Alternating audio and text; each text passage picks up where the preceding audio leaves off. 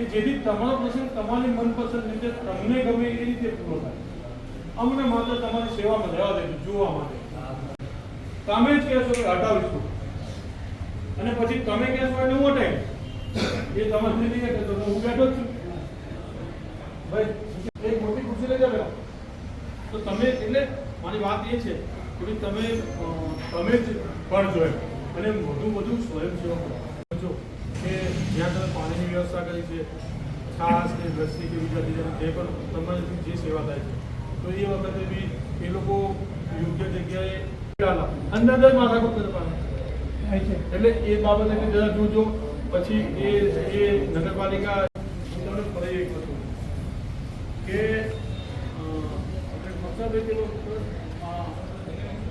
જો કે મને કમિટીવાળા એવું તો આમાં ટી-શર્ટ તો નહીં હોય, ટી-શર્ટમાં બીજું ત્રીજું લખીને આવેલા મારે સુહેલને કહેવું પડ્યું, પછી 2000 મહિનાઓને કહેવું પડ્યું તો હું એ જુલુસ નીકળવા જ ના દે અને બધાને પગલું પૂર દે બરાબર. પણ મારા નડિયાદ ટાઉનને કમિટીવાળા ડીજે નહીં લાવતા એટલે પછી ડીજેમાં જે સાહેબે કહું ને દેશી ભાષામાં સમજી લેજો કે પહેલાંથી મલેકવાળાનો પ્રશ્ન થયો તો મોટું ડીજે નહીં જાય. અમને અમારું એવું કહેવાનું છે કે ભાઈ ફાયર બ્રિગેડ એટલે ગજરાત જાય એટલી જગ્યા પૂરતું તમે એક દાડા પહેલાં જેના ધંધા દુકાનવાળા પહેલાવાળા નહીં એટલે હટાવડો ફરક કાકા એ એરિયામાં તકલીફ જ છે કે બંનેના હોય નવા આવેલા જઈને થાપડે લગાવેલા છે. આમ પાંચ સમજો જૂના ટાઉનમાં શક્ય નથી કંઈ નવું કરવાનું. હવે નવું જે છે એ તો હવે નથી કરાવી શકતા કે આપણે લાઈટો બંધ કરાવી દઈએ કે ભાઈ ચલો જુલુસ નીકળતા હોય ગણપતિ નીકળતા લાઈટ બંધ કરો. શું ક્રિએટ થઈ શકે? હિન્દુના ઝંડાથી તમે હિન્દુ નથી મટી જવાના, મિયાભાઈના ઝંડાથી મિયા મુસ્લિમ નથી મટી જવાના. બરાબર. ઝંડા એ ડઝન નડિયાદ ટાઉન પરિવારને કહો બરાબર. મારા સિવાય આપનો પરિચય? હું નડિયાદ ટાઉન પીઆઈ એમબી ભરવાડ છું. આજે શની મિટિંગ બોલાવવામાં આવી? આજ રોજ આગામી સમયમાં તારીખ 14 અને 15 16 અને 17 16મીએ ઈદે મિલાદનું જુલુસ છે અને 17મીએ ગણેશ વિસર્જન છે. એટલે 14 અને 15 આગામી શું તૈયારી કરવી એ બાબતે એક નાનકડું આયોજન કરવાનું હતું.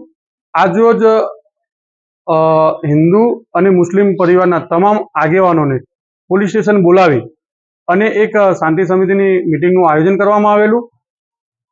ગણેશ વિસર્જનના દિવસે અને ઈદે મિલાદ જુલુસના દિવસે શું તકેદારી રાખવી, રાજ્ય સરકાર તરફથી પોલીસ તરફથી જે સૂચનાઓ હતી તે સૂચનાઓથી તમામ વડીલોને અવગત કરવામાં આવેલા.